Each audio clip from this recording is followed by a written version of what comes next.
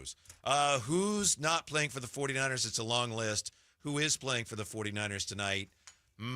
Let's see.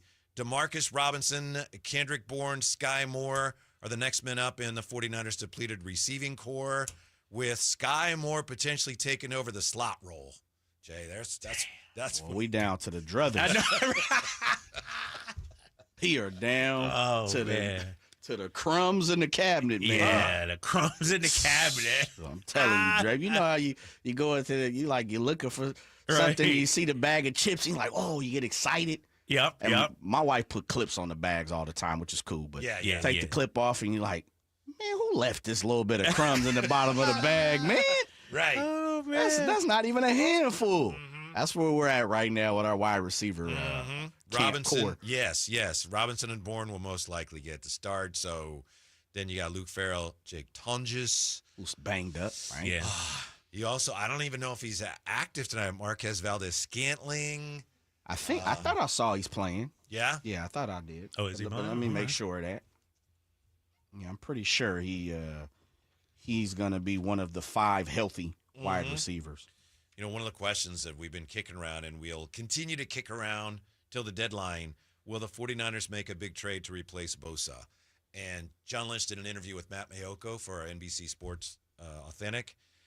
And to me, it sounds like they're not doing anything. He said all the things you have to say. You know, well, it takes 2 teams to tango, and all the other teams, they think they're still in it. But he also said, it's financially, does it fit? And anybody we grab this year cuts into what we have available in our free agency spending this offseason. And I think that's their priority, is getting financially their house in order. And I think they're looking at this year as, hey, if we make the playoffs, we're good, but we can't afford to overspend now. You know, they got rid of some really good players in the offseason. They did. Before they were done. It's not like they were done. Right. And why they do that? Because they're trying to grit their teeth and get through this financial restructuring, which tells me I don't think they're going to go get anybody big this season. Are they pivoting to financial, being responsible financially because they don't believe, I'm just asking the question, they don't believe they're contenders, so no need to go all in? Like, which comes first, Well, I think it's because now you got to pay your quarterback. Damn. Before they paid everybody else, and it's like they had some balance there. But because my issue with this is CMC ain't getting younger. Right. Yep. You know what I mean? He'll be 30 next season. 30-year-old running back, Derrick Henry's still doing his thing, but he's, getting long in the tooth too now. And so if this is a reset, if you will, sure, you got your quarterback, but you're going to need a lot of other positional help. Oh, I'm with you. If CMC's getting older, Trent Williams getting older, offensive line banged up. Yeah. It doesn't make sense to me unless you don't feel. But I feel like they could have been contenders. Yeah. They could have went out there and, maybe got a Devontae Adams and, go out there and get, a defensive lineman now. But it's like almost – we just want to let it ride, and whatever happens, happens. Yeah. Drapes, if that's what they're doing, I'm not saying, oh, this is smart. I'm with you. It's like, wow, that's going to be tough to stomach. Right. They're trying to do the Rams did it successfully, and Buffalo did it. But, you look at the amount of money that they jettisoned in the offseason on, again, productive players. It's still, the season started now, and that's all – done, but it's still stunning when you look at all the guys that are gone. Right. And, it's, they're 2 years removed from the Super Bowl. Mm-hmm. Think about that, fellas. Yeah. They said, I read an article somewhere, John Lynch and Kyle Shanahan talked about, they thought about doing this after that. After that season. Oh, after that season, yeah. But they figured, well, we're right there, and we're so close. Right. So they decided to run it back last year, and obviously that did not work out. Do you guys think – go ahead, Jay. You got something on your mind. Well, first I was going to say MVS is alive and active and moving and grooving. Okay, just so I have a understanding, because I think I'm a little lost. Clarify where you guys think the 49ers are what they're doing, meaning I'm a little lost on where you feel the 49ers are, Whitey. Where do you think they're not buyers right now? Right. Okay. Not necessarily sellers either, but they're not buyers. Okay. They're just, yeah. So with that being said, before you you make your statement or you ask your question, Drapes, where do you guys see the 49ers? What do you think the 49ers goals were coming into the season again? To replenish the roster, especially the defense, with younger players that therefore were more affordable. So if I'm hearing what you're saying, I think I'm saying the same thing. I think they wanted to find out who they had, what they had. I think that's what they're Discovery. doing. They're utilizing this year as, let's see who Upton Stout is. Let's see, who D. Winters really is, Michael Williams and guys like that. And then they'll assess the situation next year. But I truly believe they also saw the schedule and also retained enough top-end talent that they were like, we'll make the playoffs. And then when we get to the playoffs, then we'll see what happens. Mm-hmm. The 49ers, this is from ESPN today. It was Nick Wagner. I'll have to check who wrote it. Niners said goodbye to nearly 20 players, 15 of whom landed deals elsewhere worth up to a maximum of $341.5 million. So these were players that were still in demand. And to replace them, the 49ers focused on the draft to rebuild their defense. It was a roster reimagining following a similar blueprint of the 23 Rams and the 24 Bills, both teams that Lynch says his staff spent time studying before the offseason began. Right. Because they knew that they got that Brock Purdy bill coming due, and you gotta figure out how to pay the guys you want to keep.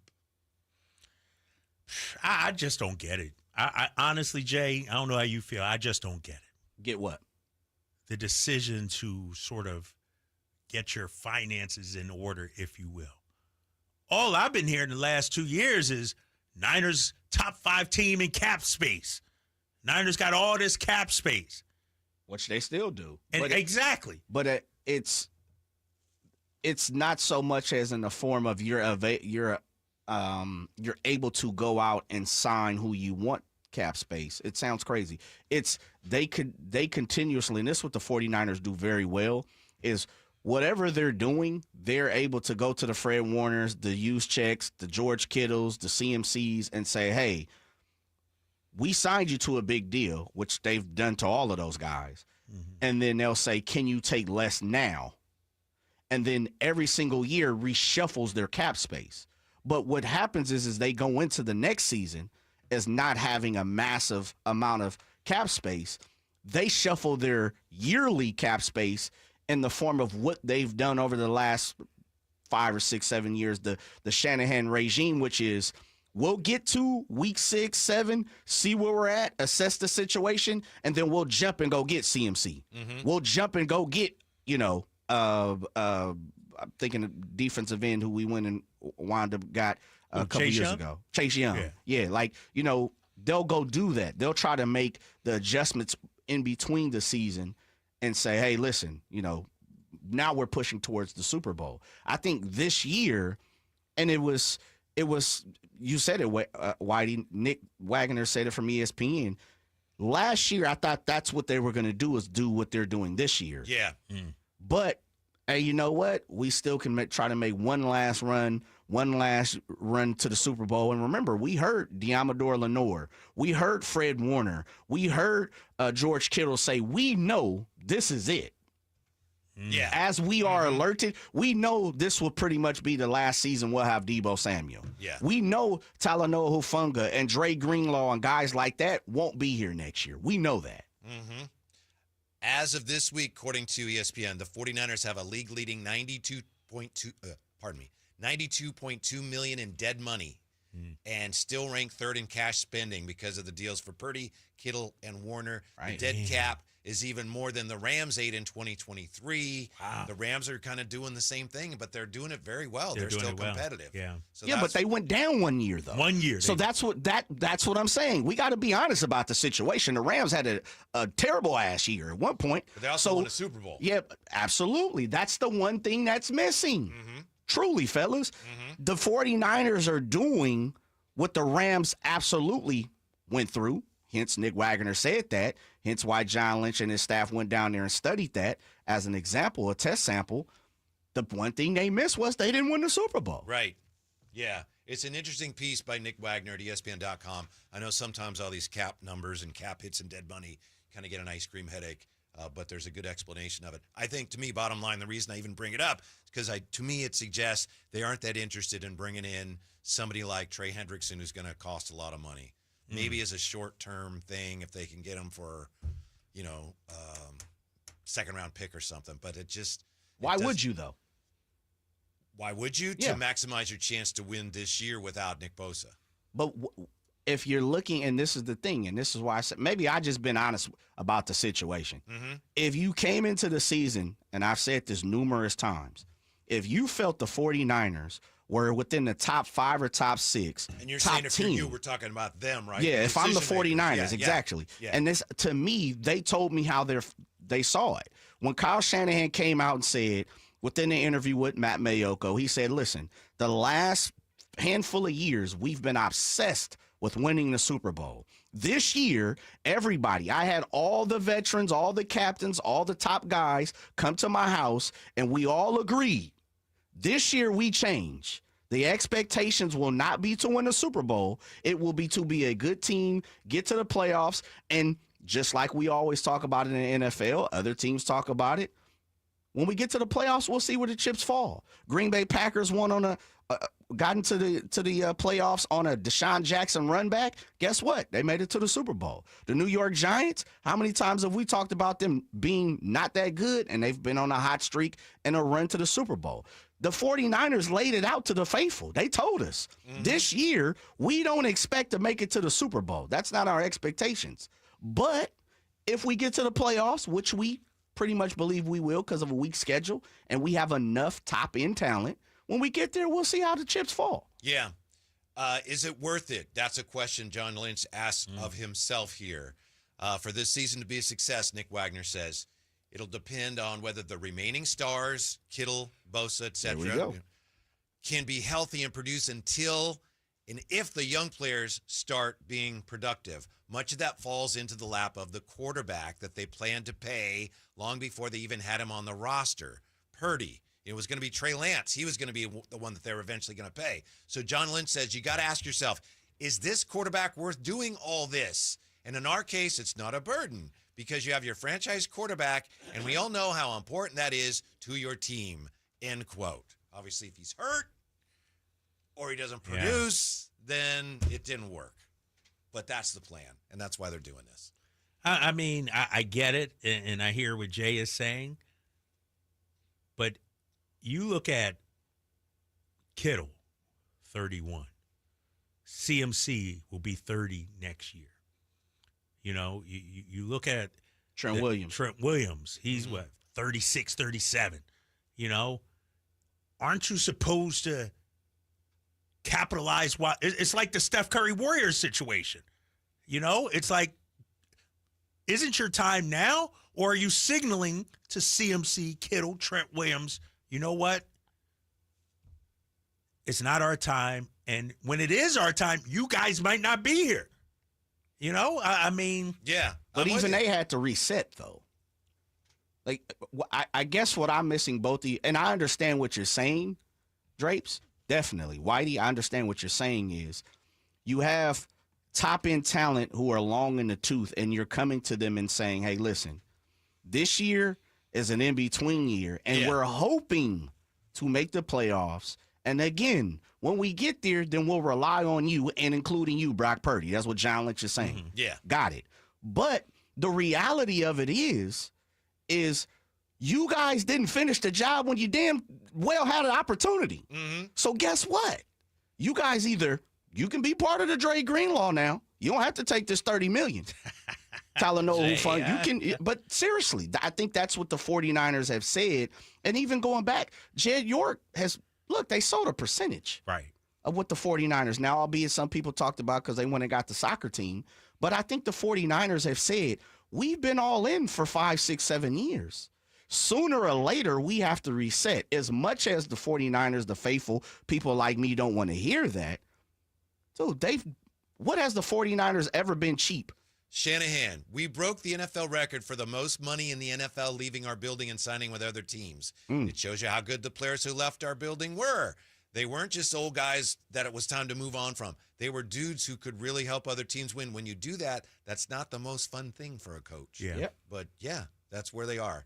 Yeah, that's all I'm saying is this is what's going on. And I think the 49ers, as much as we as fans sometimes look at, you only get 17 games a year and you've got to win and you've got to do everything you can to win right now. I don't think that's where they are right now. I think they're being, Business. and probably realistic. It's because if they thought, you all right there, Bill? That's a strike, baby. All right, that's my Whitey. Yeah, me and Whitey both said strike. Y'all Come both on, got man. the eye on the baseball game. I'm like, what's going on?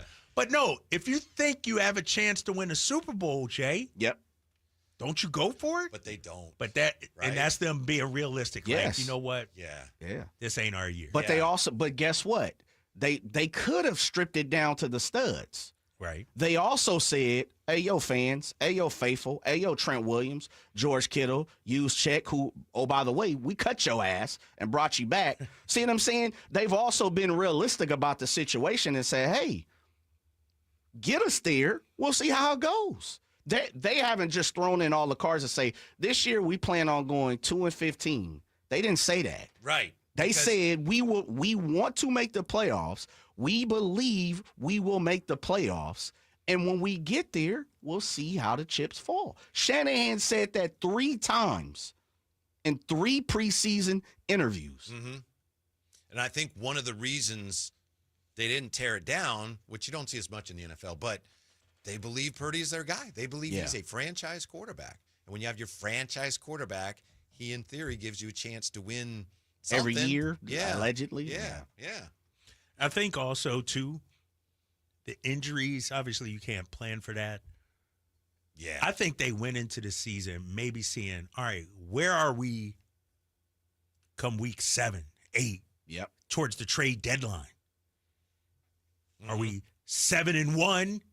Okay, now we can go. It's almost like prove it. Let me see what we really are.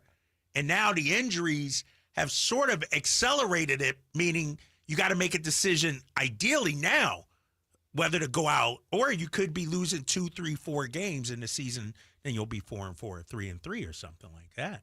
I think the injuries really, because I do think, fellas, if they were 7-1, trade deadline November 4th, you can't tell me. They may be. They'll go for it. They may Right, be that like they would 7-1. go, and it may rain in Northern California, and it could My happen. boy got his right? coat, so it must have Right, happened today. exactly. I'm Yeah. not doubting that.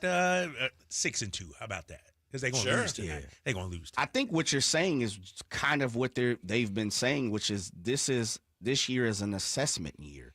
They're truly going to assess some of these young guys and some of the guys that they've been drafting. But you're absolutely right, Drapes, in my opinion.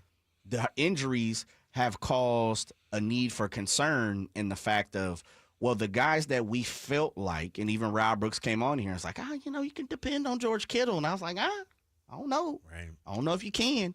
But the guys that they had penciled in, let alone not penciled in, pinned in for taking control over this year and leading this team and being good enough to take this team to the playoffs. And hopefully by, as you said, week 7, week 8. And that's kind of what I said. We'll figure out who Upton Stout is. We'll figure out if Ronaldo Green can really play a full season as a starting cornerback. We'll understand if Michael Williams has, a first step of being great. We'll see if CJ West can be okay, serviceable. We'll see. So, I think you're absolutely right. Unfortunately, even some of those guys have gotten hurt. And so now they kind of got their back against the wall. Yeah, I think, sure, you're always assessing your players, but I think they need to hit on most of the young players they drafted defensively. Agreed. And I think if they don't, they're going to be in a spot of trouble going forward. I think that's a big part of this plan is hitting on enough guys that are on this defense, and those guys are going to be tested tonight. So this will go a long ways. Well, the ones that's playing. Yeah. There's some of the guys that they wanted to assess. They're not even playing because they hurt. Who's the young guys not playing tonight? Malik Mustafa still ain't played. Yeah. Ronaldo Green's banged up, not playing. So, there are some people. Yeah, but I'm talking, you're right. And I'm talking, though, mostly about the guys they just drafted. And they're going to be challenged. They're, Upton Stout's smaller. The Rams have big receivers. So we'll see what they do tonight. When we